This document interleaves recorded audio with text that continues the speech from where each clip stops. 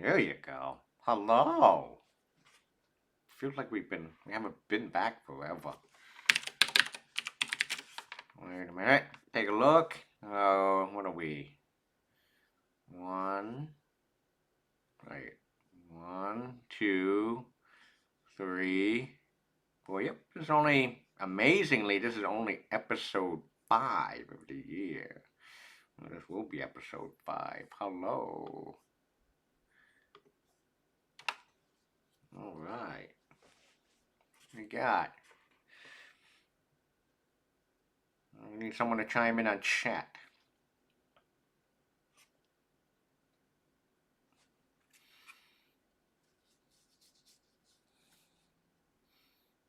There you go. Hello, B.S. Wilson. Okay, now people are high altar, natural season, tundra.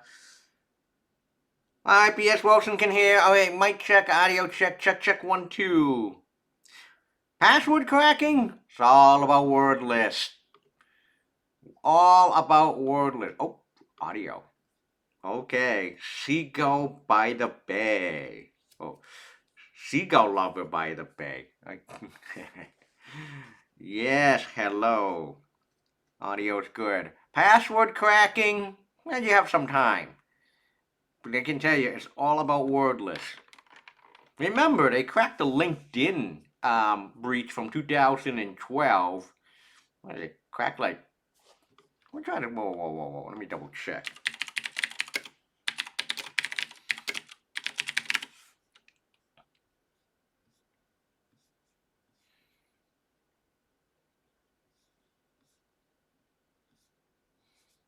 I think it was like 60%. And the crazy part is like, here it is. Hackers cracked more than 60% of LinkedIn breach. And this was like, here it is. More than 60% of a unique hash password that were accessed by LinkedIn. Here we go.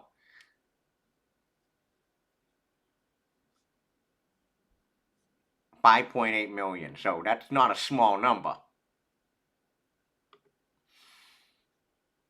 Yeah. And it only took like minutes, I heard. It didn't even take that long. Okay. Didn't crack what it was. Seckless is your friend. Seckless is your friend. Okay, hello everyone. We are back. Episode 5, season number 10. I'm Ming Chow, teaching professor at Tufts. And this is Introduction to Security, Cybersecurity. And today is the oldest trick in the book. Today is the oldest trick in the book. How to dump records in a database. How to have access to data and things that you're not supposed to have access to. How you can see data that you should not have access to. And that's by way of the vulnerability better known as SQL injection. The oldest trick in the book. CWE Top 25. Take a look at this again. The CWE Top 25 Most Dangerous Software Weaknesses. Top 25 list. Here we go. Number 1, improper neutralization of input during web page generation. Cross-site scripting is number 1. And number 3 is improper neutralization of special elements using a SQL command, better known as SQL injection. CWE 89. Today the focus is CWE 89. Okay. Here's a little picture of it. It's kind of hard to follow. All right. Okay.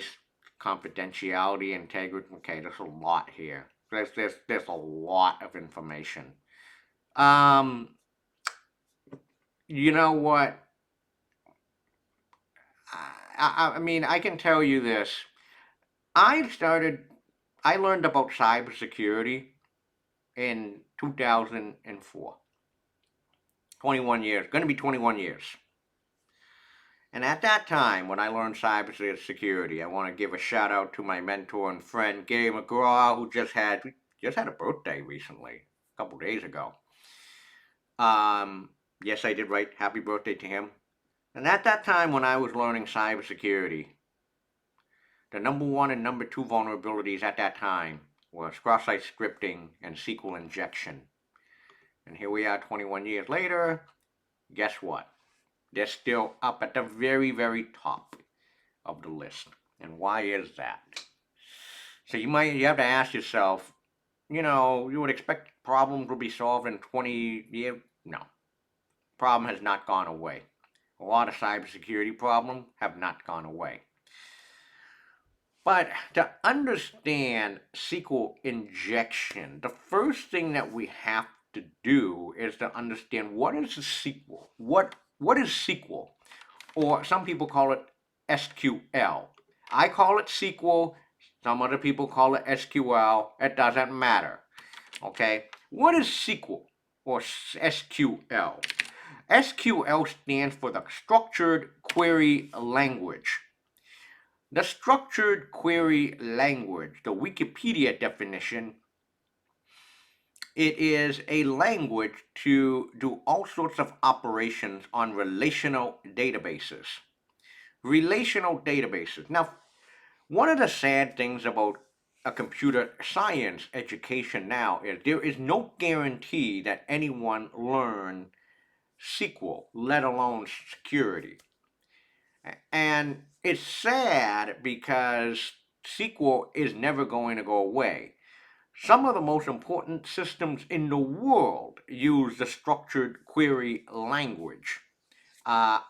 Student information systems, banking systems, online orders, like all medical records, all use the structured query language for operations.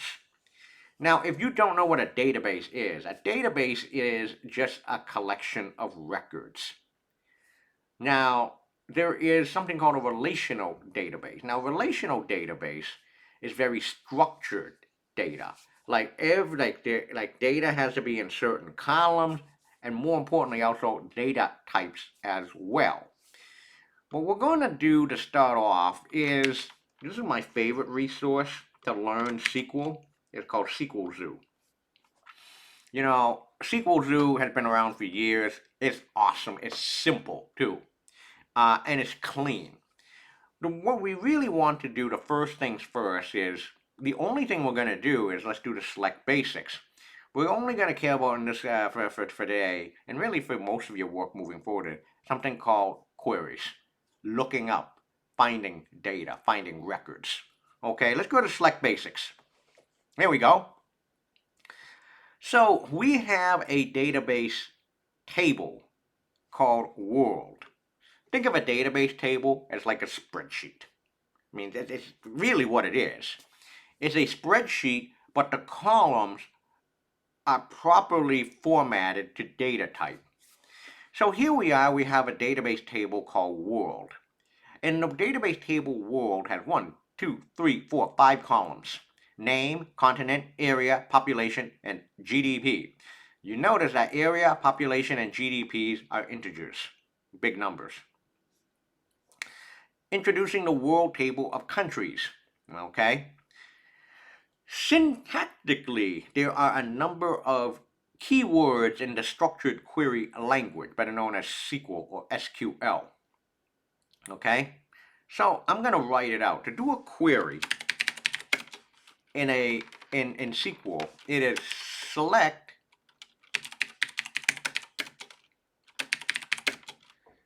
the columns that you want from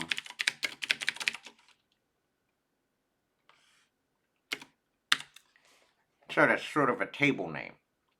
And then this is optional, the conditional, where, all right. So example. So this is the general structure of what they call a query statement in the structured query language, SQL.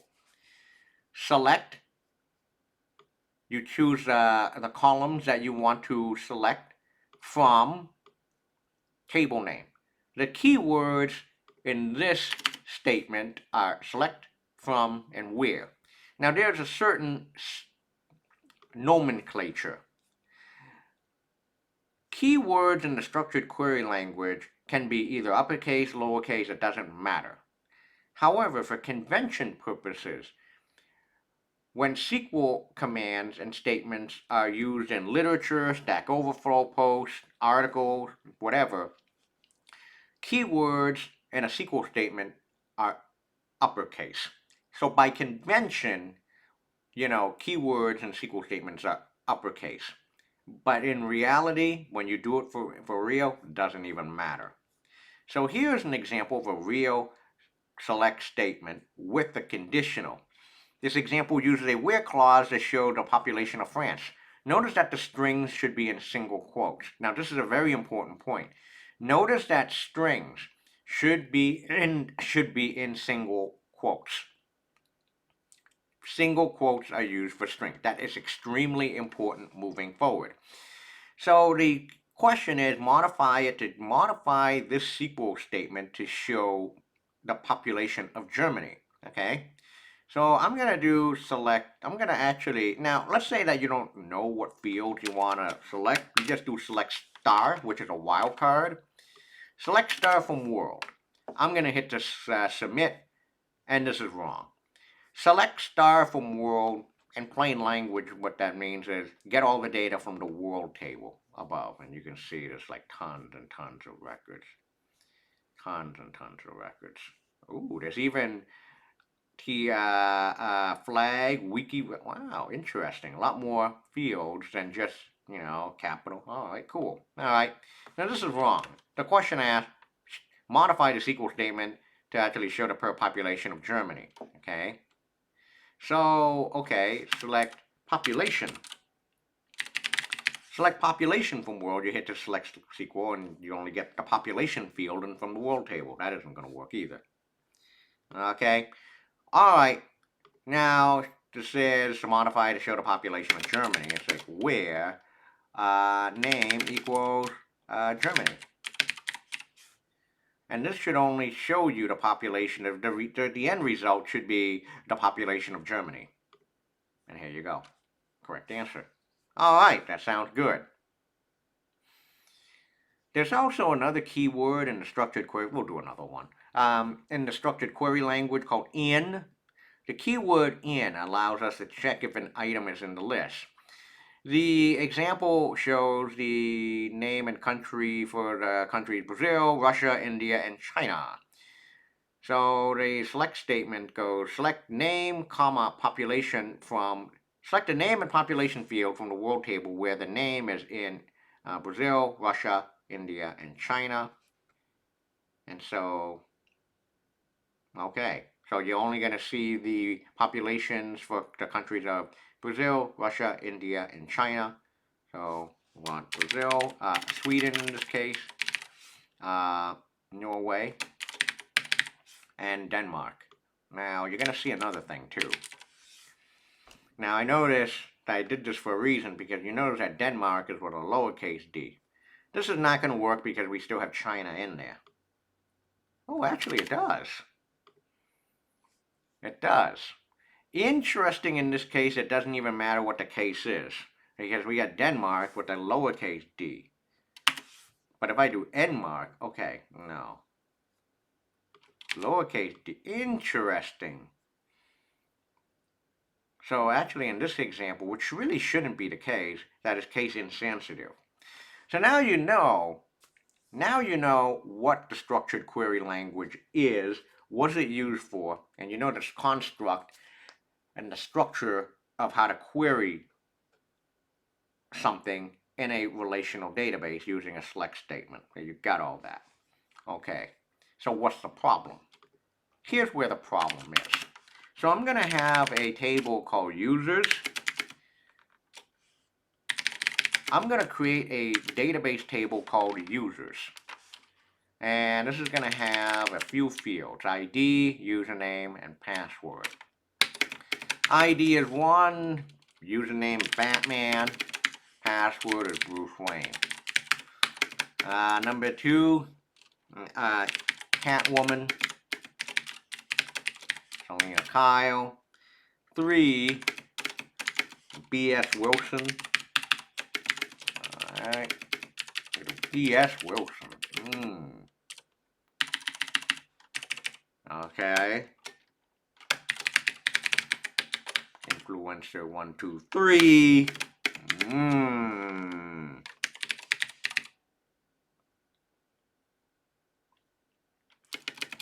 Password is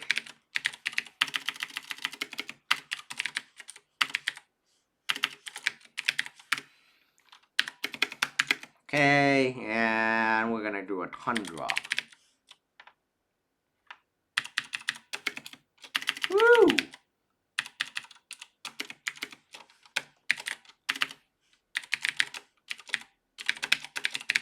So, okay, we have a fictitious database table called users.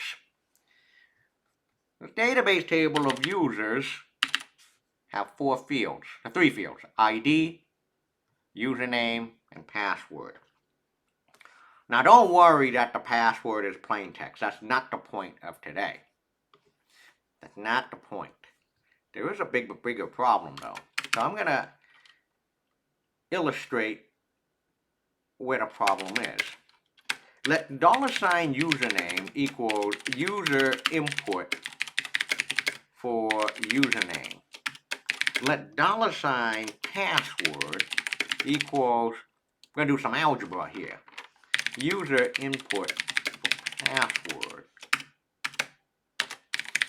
Result equals select star from users where username equals single quote $username and password equals single quote $password.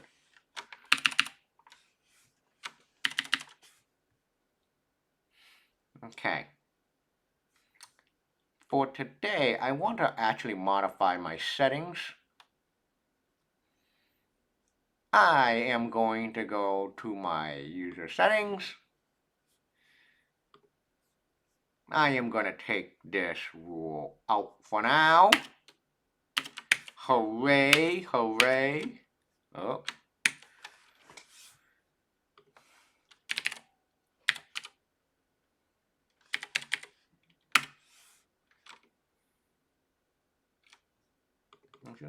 Nope, still under U30, 80 character limit. Interesting. Hold on, what happened if I did this? Quit that. Come back. Oh, okay, it didn't fix the problem. I thought it did. It should have just gone all the way. No. But you got the idea. Okay. So, this is so it's all one SQL statement here. Select star from users where username equals single quote $username single quote and password equals single quote $password single quote and then a semicolon. Now, let's do some plugging and chugging now, shall we? So let's say let $username equals Batman and let $password equal Bruce Wayne.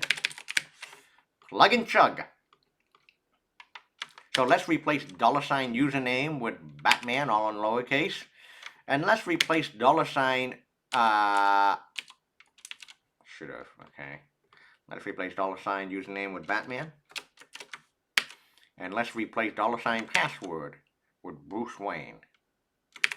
Now, first of all, what we got? Result equals select star from users where username equals single quote Batman single quote and password equals single quote Bruce Wayne single quote. Is this a legitimate SQL statement? Yes. Okay. Yes.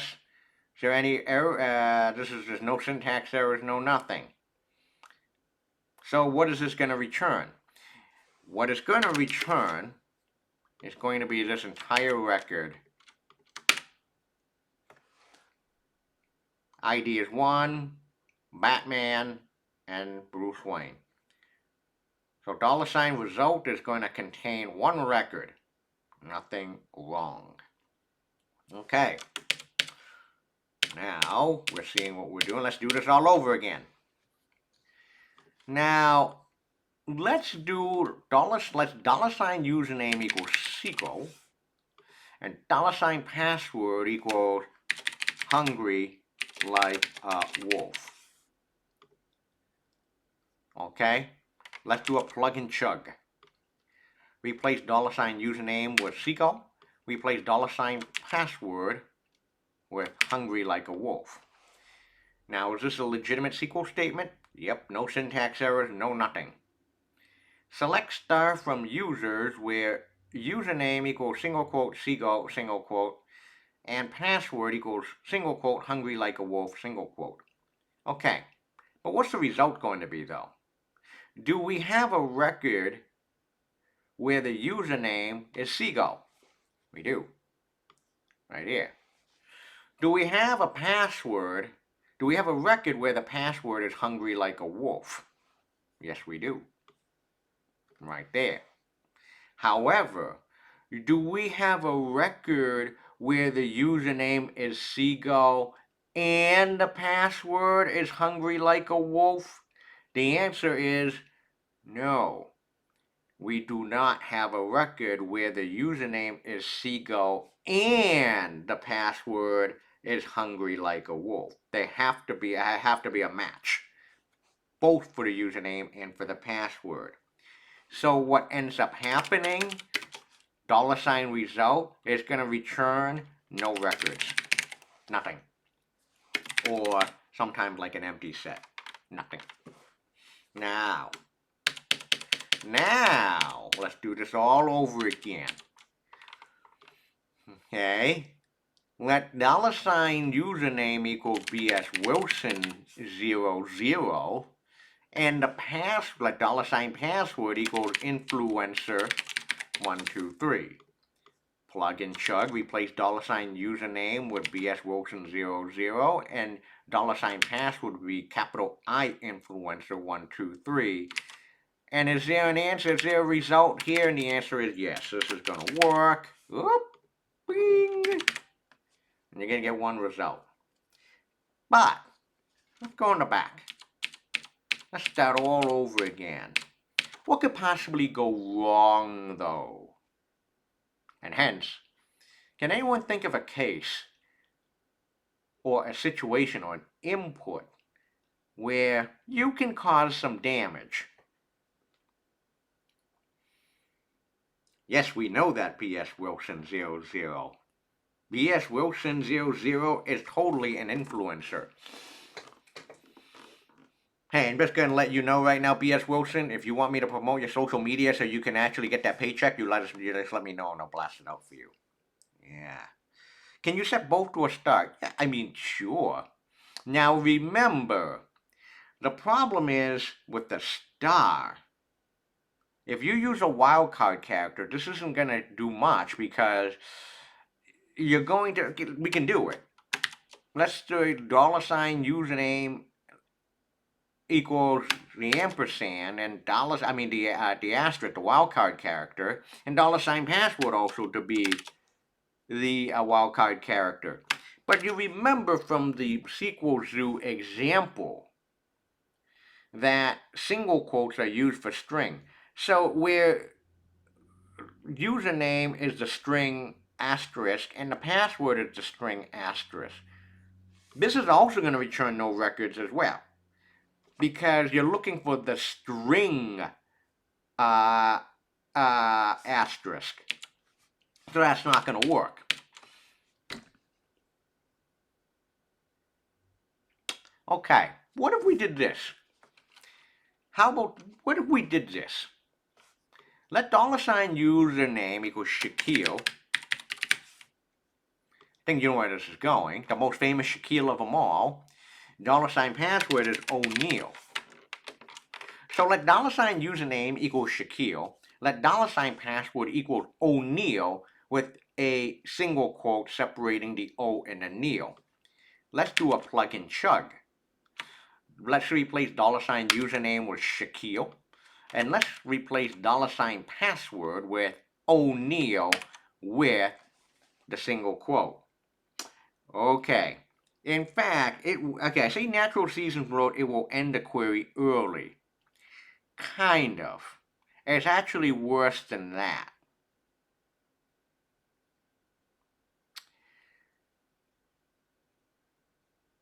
This SQL statement right here, select star from users where username equals single quote Shaquille, single quote, and password equals single quote O, single quote, Neil, single quote. The result is actually going to be syntax error.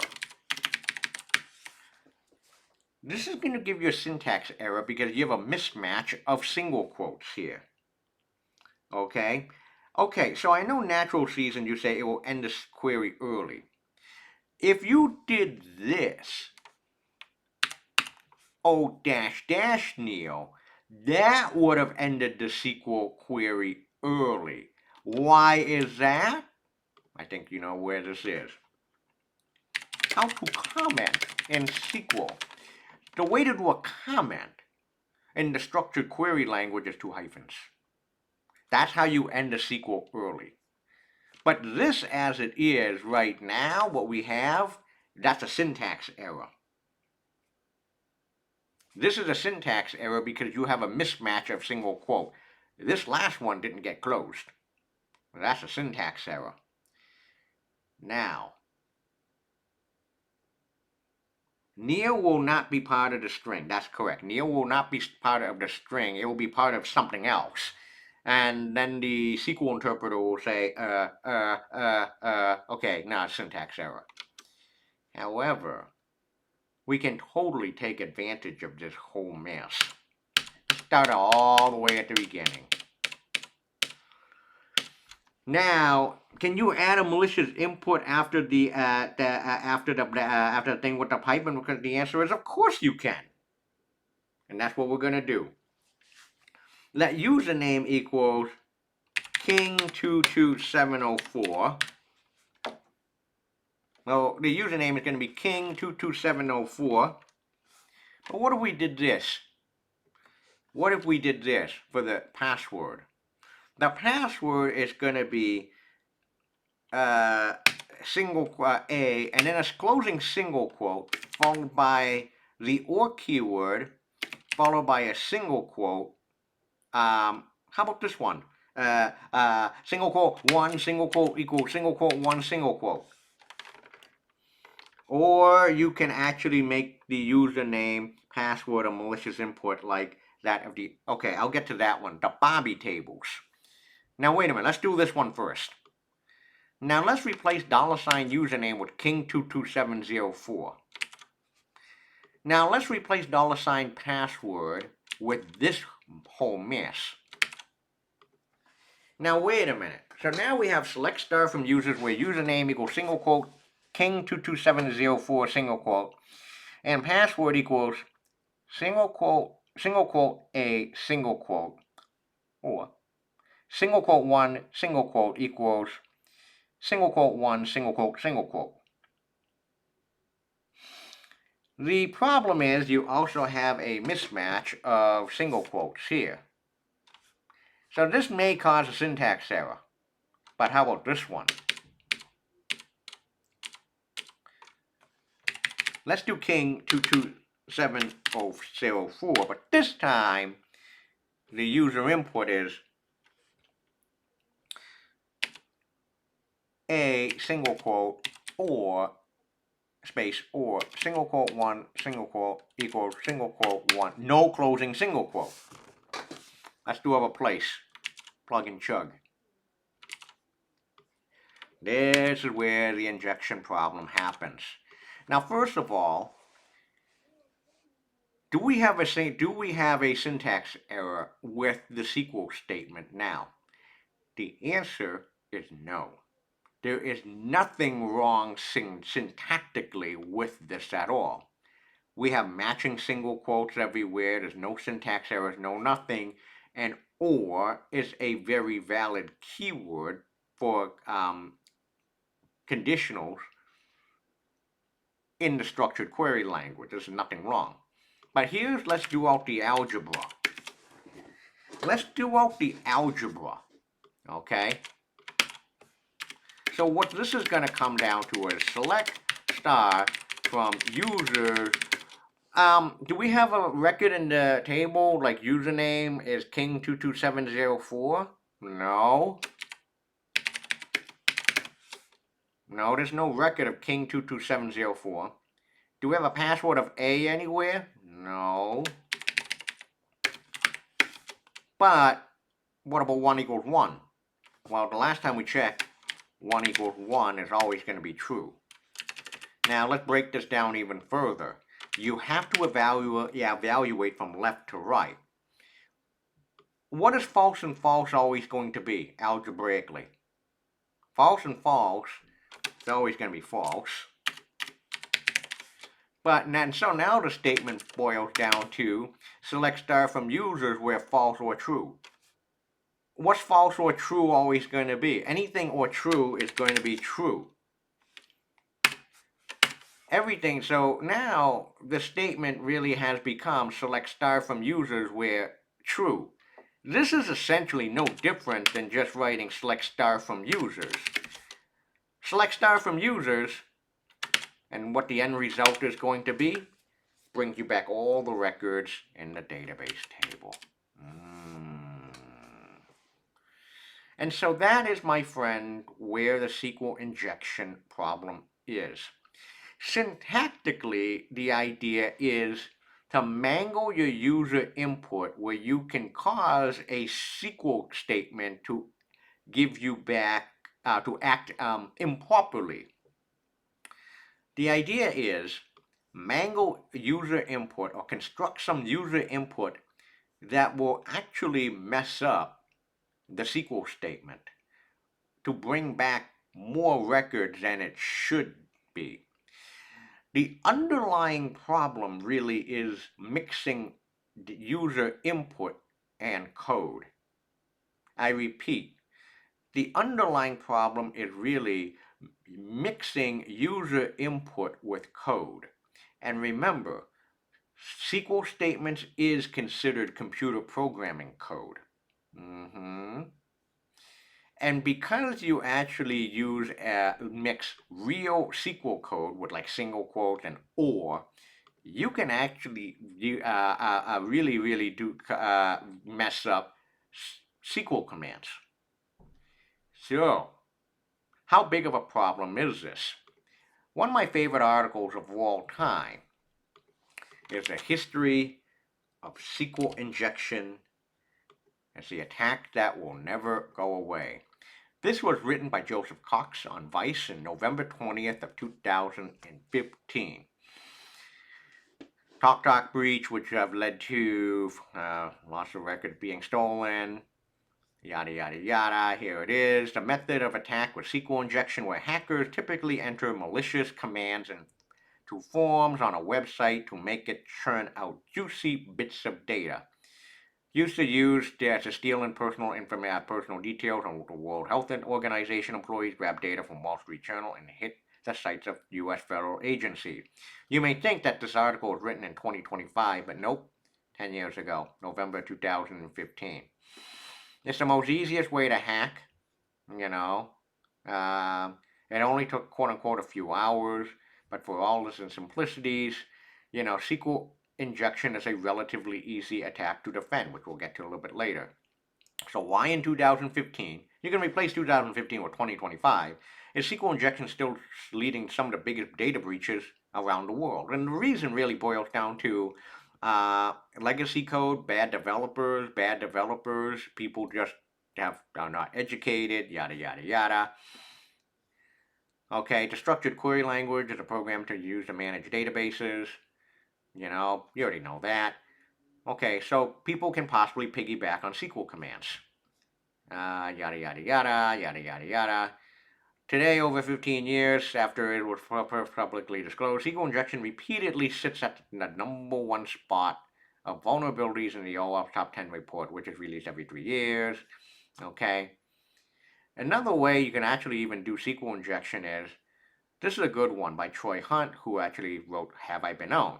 When you go to a web page and you make a request that parses the part of the data in the request back to the server, that's how the web works.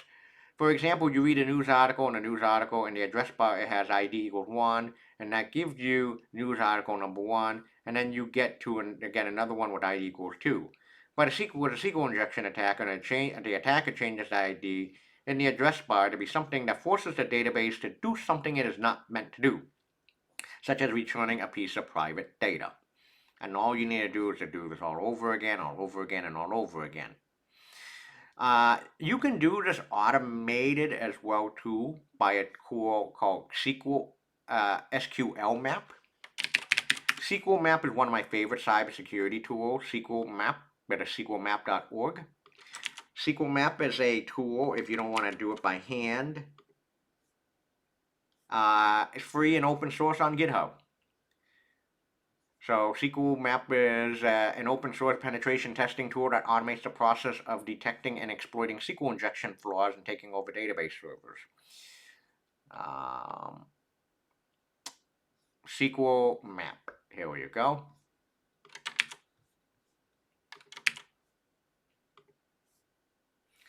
Free open source, Python based.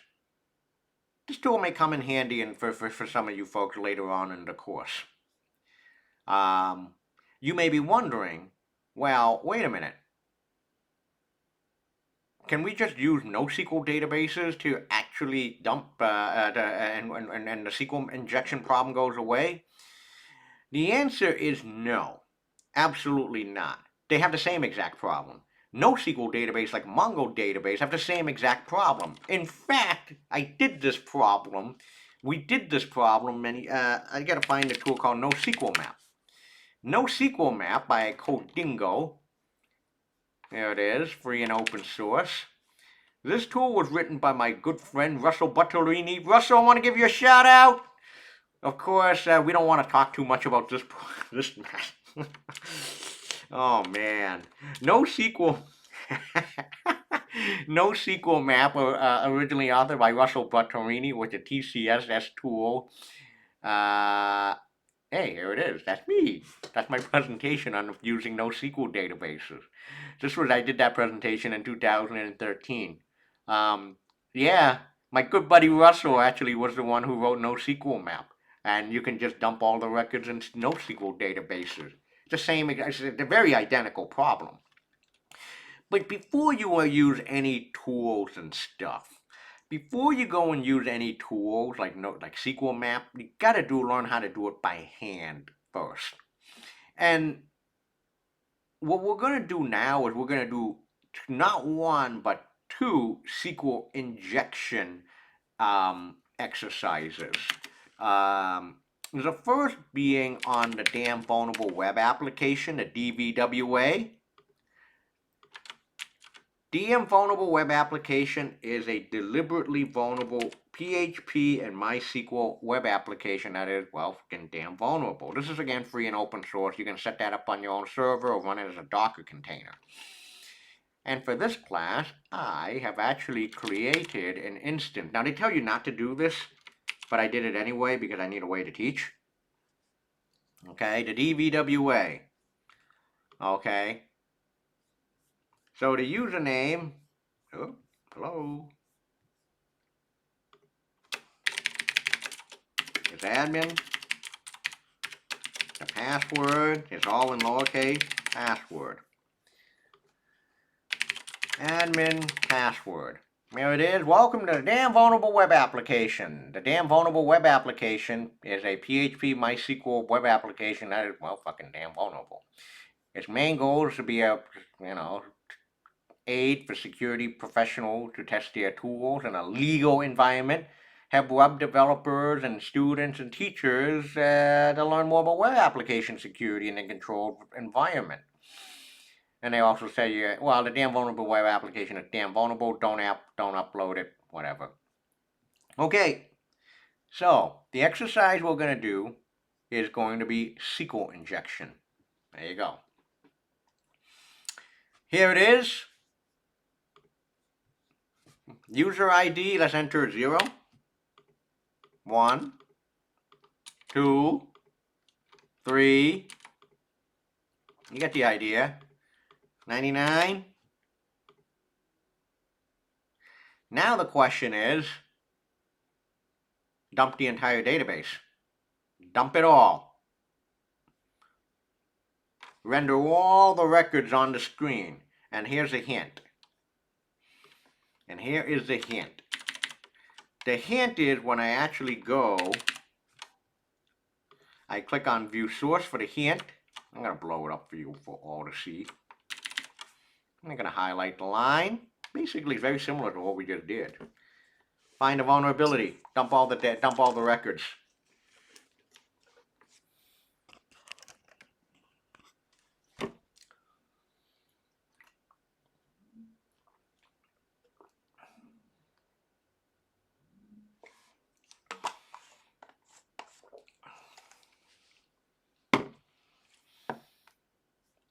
Here's the story. You don't even need to be a PhD. You don't even know a damn. You don't even need to know anything about the PHP programming language.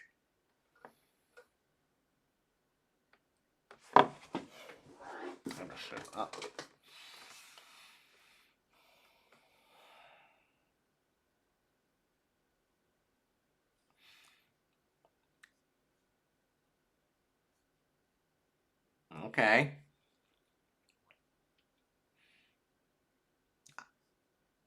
You notice the user input is $ID. You know that is the ID. You know that's where the user input is.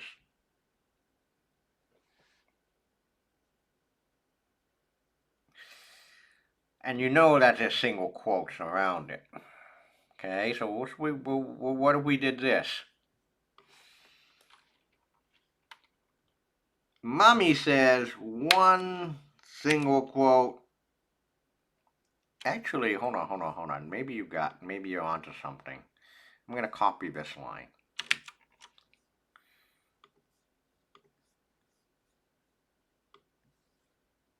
I don't need this anymore, do I? What did you say? One single quote equals 1. That. See if that works. One single quote equals one single quote equals single quote 1. Okay, you only got 1. Are we supposed to be able to navigate to the website when we log in? The answer is yes. Ooh, I like what Union says. Okay, here's what Union says. X, single quote, space, or, single quote 1, or, space, single quote 1, single quote, equals single quote 1, no closing single quote. Oh, if you do a closing single quote, will it break the page? Yep, it breaks the page. And here's the key. One way that you can tell that a page has SQL injection if it breaks the page. If it breaks the page, you have a pretty good clue that there's SQL injection exists. If you get an error message with SQL statements and a trace, that's a dead giveaway that there's SQL injection. Now, the reason why this input is going to fail is because of this single quote at the end. Okay, so now I hit submit, bang. That one works. So now I get the entire dump of all the database. Yes, if you do, let's say, a single quote, this should crash the, oh, that didn't crash the page. Single quote or single quote, 1 single quote. That crashes the page. So what do you do? It's like, whatever. The user ID is whatever, single quote, space, or, space, single quote 1, single quote equals single quote 1. No closing single quote, because as you see in the hint here, you want to take advantage of this single quote that is here in this statement. Okay, what ends up happening? That works. Now you got to dump it to the database.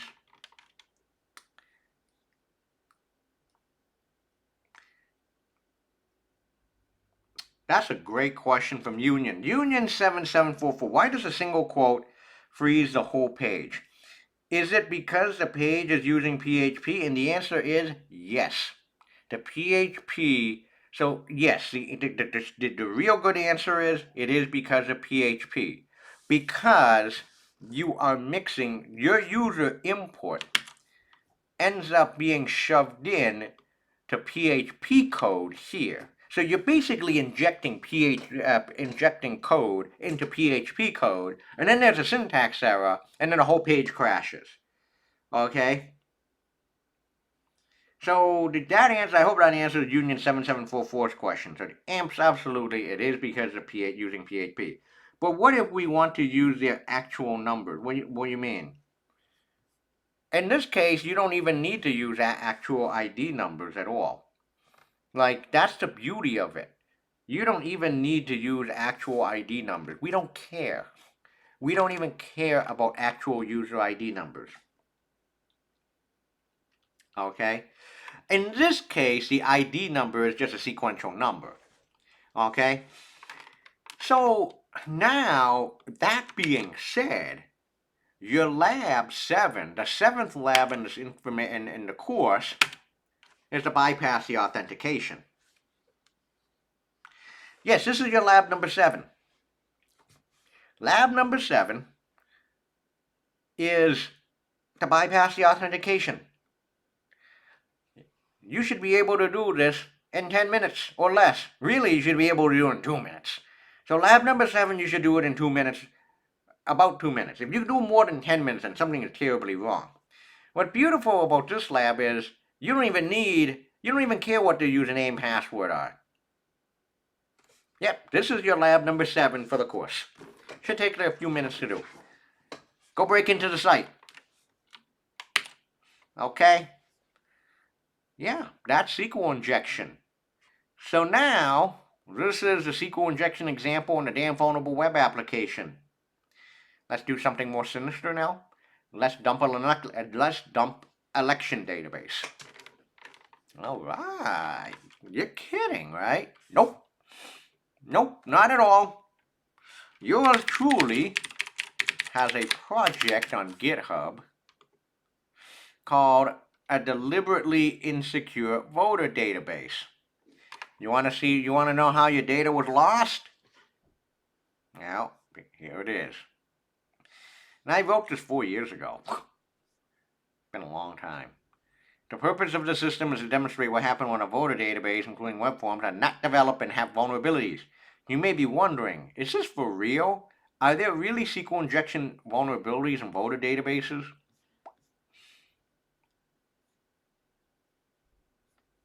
Yep, let's take a look at this article. 2020. The election intrusion which occurred in July 2016 at the Illinois State Board of Election by way of attacking technique called SQL injection. Yep, there you go.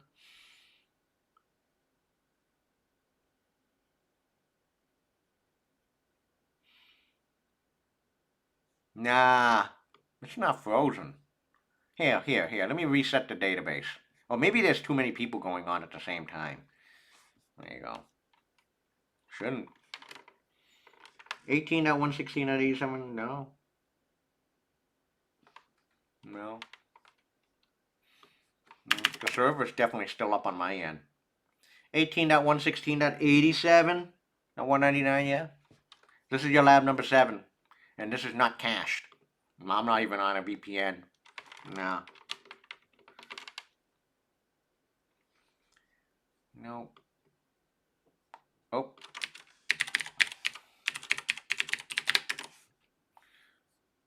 Okay, wait a minute. Let's go back to the voter database.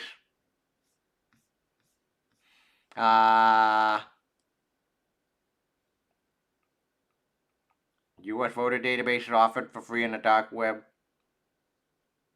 Not really new.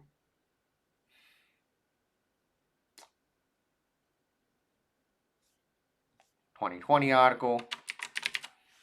Yep, SQL injection. Hey, by the way,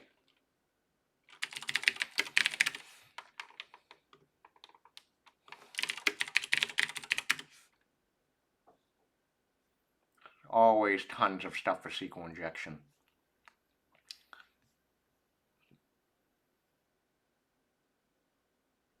Oh, yeah, I saw this one. This one's interesting. Bypassing airport security with SQL injection from, yeah, this is a really good read. Really good read. Okay. So I actually have an instance. I do want to come back to here. Of the voter database.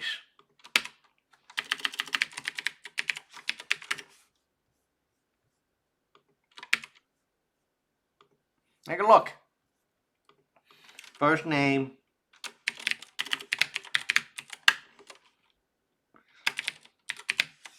last name. Hey, February 31st. We live in alternative realities. 1987. Well, okay, 5 character zip code. Yeah, sure. Aw, no records. Okay, hold up for a second. We have first name, last name. Date of birth is constrained. Date of birth, month, day, and year are constrained by pull down, and zip code seems like to be 5 characters long. I can tell you right now, I designed this fake voter registration database where you have to SQL inject a zip code. But wait a minute, if I try to do a single quote space or, that's it. I can't type anything else because the zip code is 5 characters. You may be wondering, is there a way to get around that? And the answer is yes. One way to get around this problem is as dumb as this, it actually works, which is do a file save as, save page as, save the HTML page to your desktop, and then you'll get the source code here. But then you take out the max length as 5. You erase that part, you erase it, and then the zip code can be as long as you want. You can do it that way. But here's the thing. This is a more common problem than for a lot of like applications and web pages where the user input fields have like some sort of a length limit. I'll give you an idea. The cross-site scripting stored exercise. You type in the names A, B, C, D, E, F, G, H, I, J, K. Okay.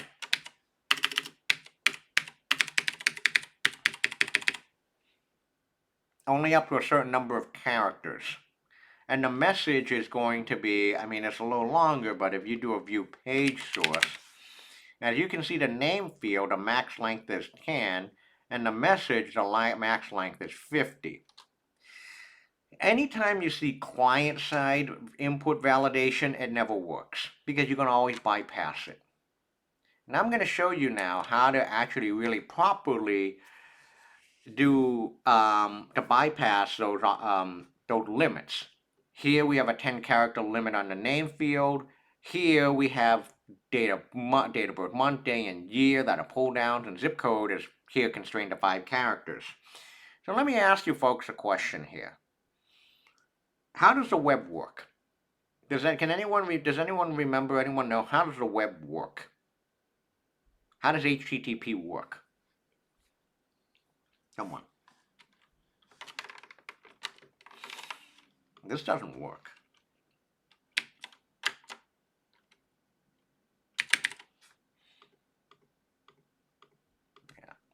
Yeah. Okay, that doesn't work. Request response. So right now, if I, oh shoot, I just did it. If I fill out the form field,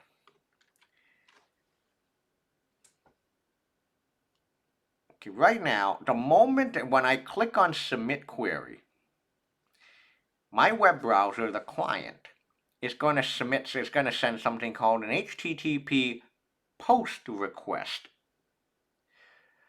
to 18.116.87.199 at the route voter DB. Eventually, the server, the web server at 18.16.87.199 is going to send back the response to me, and then my web browser renders the result. So yes, it is client server, request response, question and answer. Absolutely correct. But what if we can do this? What if we did this? What if we, instead, the moment we hit the submit query, we don't execute the request right away. We have a server, we have an application running on our machine that intercepts the request. Then we can change the request field to be like whatever we want. No constraints at all. And then once we make our necessary changes, then that gets sent as a request to the server at 18.116.87.199. So the idea is to intercept the request before it is really sent off to the server. And this there is a very well-known tool that allows you to do that. And that's the idea of a proxy. A proxy, think of it this way, it's like a middleman. Okay? A proxy is a tool that intercepts requests. So you can modify them. Then you send that off as a request, and then you get your response back. And that way you can bypass all sorts of client-side input validations, such as length of the field, cookie values, you name it. There are a number of web proxy software out there, but the most famous one of them all is called Burp Suite. Burp Suite by the fine folks at Portswigger. Okay? Burp Suite is the community version and a professional version. Burp Suite Interactive, yes. Burp Suite's interceptor as a proxy. That's exactly what we're going to do. Burp Suite has been around for years. Okay? And they're a cybersecurity company. And they have a product that is very well used. There are Burp Suite Enterprise, Burp Suite Professional, and Burp Suite Community Edition.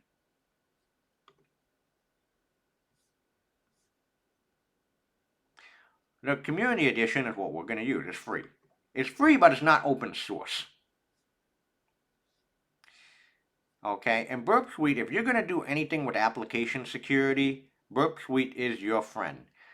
A lot of friends and industry, they swear by Burp Suite. There are other free web proxies out there like OWASP Zap that has the same functionality as Burp Suite, but Burp Suite is the one that has the network effects. Here's the difference between Burp Suite Community Edition and the professional version. The professional version is $449 a year. Okay, it's a 1-year subscription model, but people swear by it because it also has a web vulnerability scanner as well. The professional one has an automated scanner. You enter in a website URL and then just hit scan. That's it. The Burp Suite Community Edition it has the proxy and history, which is what we're going to use. Okay. I know that the professional version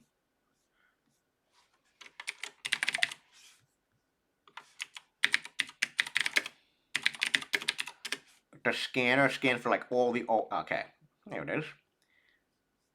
Burp to test for OWASP top 10. Here you go. They have a scanner. But what we're gonna do is we're gonna use the Community Edition of Burp Suite. It was built in Java. The Community Edition is free. So one way to install it is go straight to Downloads, Burp Suite Community Edition, select your operating system, Windows, Linux, Mac OS, or you just want a straight standalone jar file. So now I'm going to fire up Burp on my machine. This is how it works. Burp Suite Community Edition. There you go. Welcome to Burp Suite Community Edition.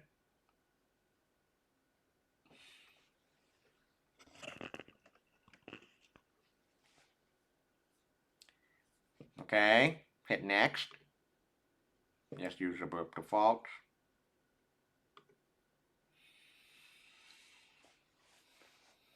Looks good.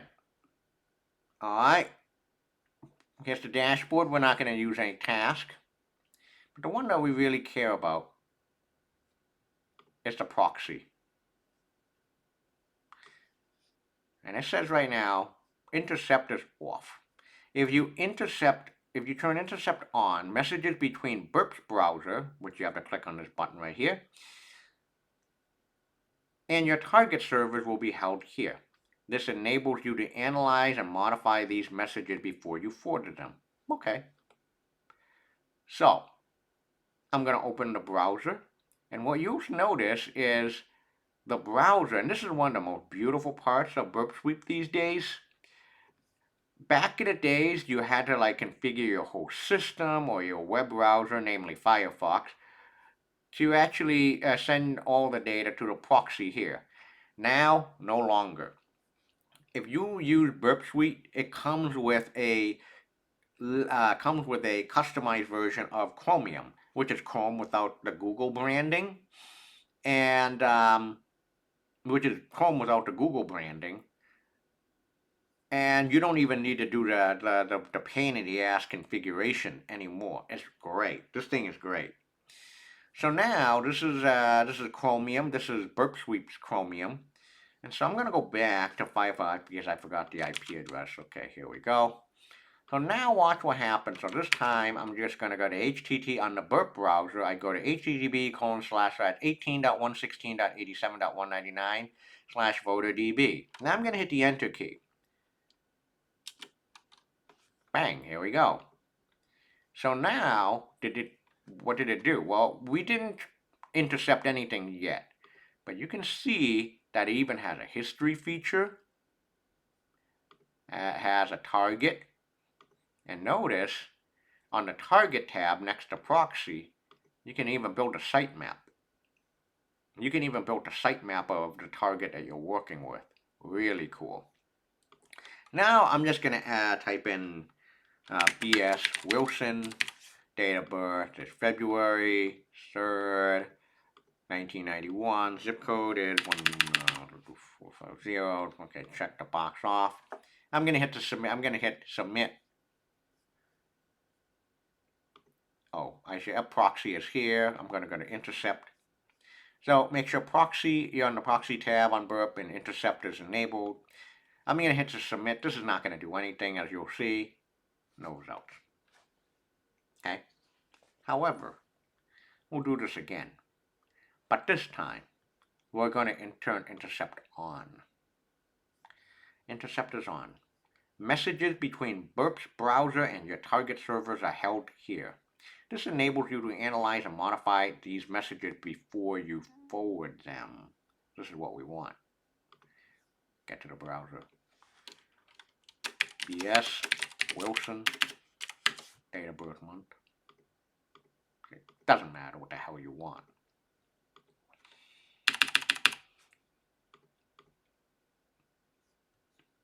Hit to submit.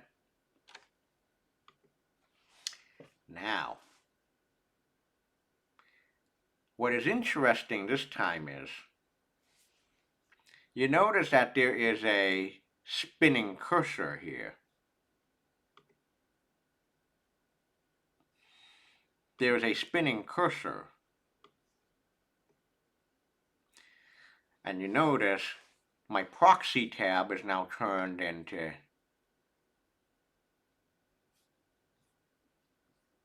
orange. You can see the HTTP, this should be familiar. Lines, the request, lines numbers 1 to 13 is the HTTP request header. Line number 15 here, this is the HTTP request body. And it even says it here. It even breaks down all the request attributes. Request query parameters, nothing. Body parameters, yes. Request cookies, request headers, there's 12 of them.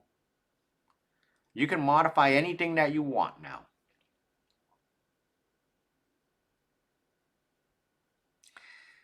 One way is, remember, we want to SQL inject on the zip code. So watch what we're going to do. You select a text, let's select a zip code, 000 to 50. Let's replace it with our SQL injection payload. A single quote space 4 space single quote 1 single quote equals single quote 1 no closing single quote. So now the request body parameter for the zip code bypasses the 5-character limit because the SQL injection payload is well over 5 limits. And know what we do now? Watch what happened when I hit the forward button. The burp browser is still circling. I'm going to hit the forward. Boom. The entire voter database gets dumped. It's over 10,000 records, I believe. This is all fictitious records. All fictitious records, folks. There it is. Finally stopped. Yep, that's how you dump all the records in a voter database using SQL injection. Now, remember, I'm actually going to go back to proxy, but this time I'm going to turn intercept off. So I'm going to toggle my intercept. And now I'm just going to go to the burp browser. I'm going to go to damn vulnerable web application, admin, password. Nah, never. Now I'm going to go to cross-site scripting stored. Remember this mess? You have the name and the message here. I'm going to say my name is Brown.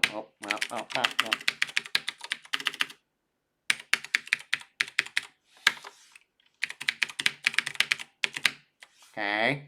I'm going to hit submit assign guest book. I have a character limit here. Watch what happens. I'm not going to hit the sign guest book yet. What I want to do is I'm going to turn intercept on burp. Now I'm going to sign the guest book. Boom. The post request actually gets intercepted. Those are all the inputs, right? You can even change the security level to from low to whatever you want. Change the PHP session ID to whatever you want. The text name I'm going to actually enter in as, I'm going to type in as Lola script alert hat. This is a cross-site scripting exercise. Watch this. Sign the guest book. I'm now going to forward the request.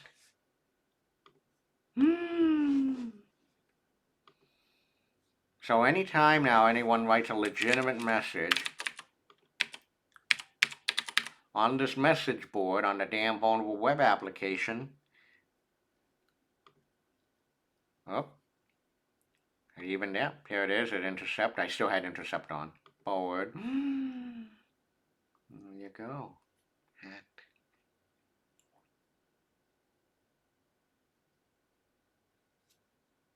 Can you write to the database this way? And the answer is perhaps. In fact, since you're here, I don't need this anymore. I already proved my point with the value of before I go. Look at the site map that has been built. Now I'm going to quit this. I'm going to quit burp. I'm going to come back for a reason. I'm going to start a brand new project, and this is where the real cool stuff happens. Like this is where it can really be effective. Where burp is really effective if you're trying to, let's say, use a proxy and trying to understand how a big website works. I'm gonna do intercept on, and now if you go to facebook.com, hit the enter key. Here's your the get requests forward, and you will notice so much shit happens on the behind the scene. Like there's so many requests that are made.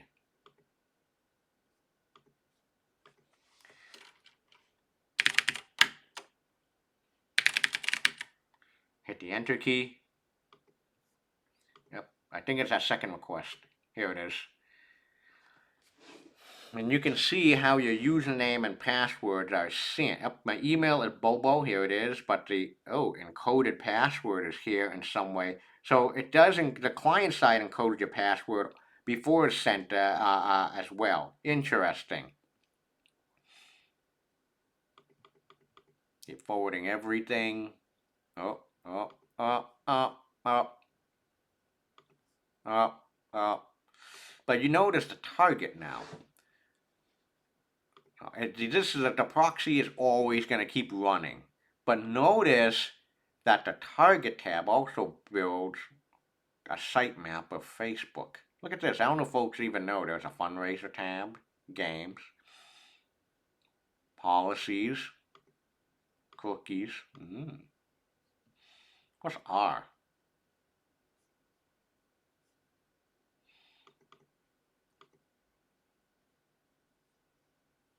Voting Information Center, watch, so much stuff. Static content. So if you're trying to actually understand how a website works, use the target feature in burp. Really powerful stuff. Wow. Yeah, I'm going to quit. So now the question is, how do you defend against SQL injection? The bottom line of this defending against SQL injection is to sanitize the user input. Never trust user input, never trust user input, never trust user input, never trust user input. But furthermore, for SQL injection is do not mix user input in code. Don't mix user input data and code. Don't do that. And now there is no excuse for you in any programming language. If you're doing database programming work like web applications, there is absolutely no excuse to not use something called prepared statements. Prepared statements, think of it this way. They're placeholders, so you don't mix code and data. Okay? So there's a great Stack Overflow post that I reference. Are these the pages that the request had? You got it. Absolutely, Union 7744. Yep, those are all the pages the request has touched. Oh yeah, or have seen in links. But yeah, absolutely. So here's the idea of prepared statements help prevent SQL injection attacks. Okay, the idea is very simple. The data and the query and the data are sent to the database server separately. Here it is. The root of the SQL injection problem is in the mixing of the code and the data. A reminder that a SQL query is a legitimate computer program. Okay? And so here's an example. I mean, we've done this before. Expected underscore data is 1. Okay? Now, while this code, $spoiled data and $query, is going to produce a malicious sequence. So yes, you can drop the table. And yes, I will talk about writing to a database and Bobby tables in conclusion. Now, what you got to do is to send the data separately. Okay, so here's how prepared statements work. Step number 1, you send the program the SQL query to the server first. In this case, it's select star from users where ID equals a question mark. And the question mark is very important because that is what they call a parameter, okay, or a placeholder. Okay, this is the same exact query that's sent to the server without any data in it. And once we're sending the data to the second request, it's essentially separated from the query itself. Now you do an execute, and then you send the data. So the data cannot alter our program and do any harm. Quite simple, isn't it? There you go. So if you do Java prepared statements. Let's go to Geeks for Geeks. Instead of hard coding queries, which we have been doing all day, you set parameter placeholders, use question mark for placeholders like, the following for age and name. So you send the query first, then you set the parameter values for the type and the position, and then you execute the query. So you never mix the data in the code. All right. Every single programming language now has prepared statements. Node.js, prepared statements. How to use prepared statements in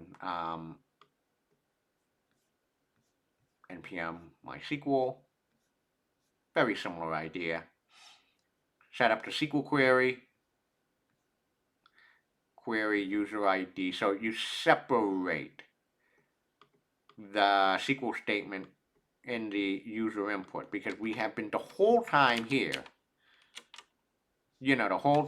we've been mixing user input into a program, which is not good. And so now you get the idea of using prepared statements. Prepared statement will resolve the SQL injection problem. Okay? Unfortunately, people don't know about this still, and here we are in the year 2025, which is mind-boggling. So I'll just leave you all with the infamous Bobby tables. It's exploits of a mom, XKCD. We end it this way. Hello?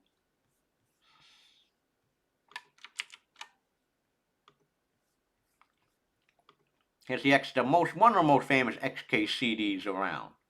Hi, this is your son's school. We are having some computer problem. Oh dear, did he break something in a way? Did you really name your son Robert, single quote, close paren, semicolon, drop table students? Oh yes, little Bobby Tables, we call him. Well, we've lost this year's student records. I hope you are happy, and I hope you've learned, and of course the response was, and I hope you learned to sanitize your database inputs. And there you go, folks. And that is the end of today. And that's SQL injection. Happy hacking, folks. Have a good night.